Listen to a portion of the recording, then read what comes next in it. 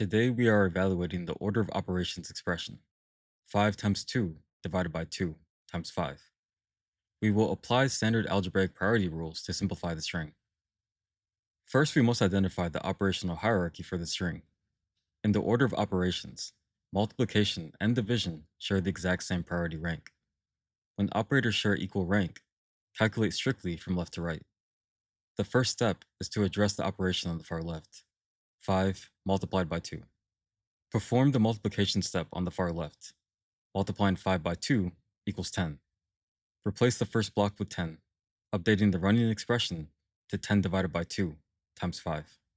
Moving from left to right, the next operation is division.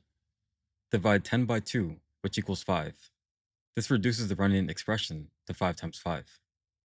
Perform the final multiplication step to complete the problem. Multiplying 5 by 5 results in exactly 25.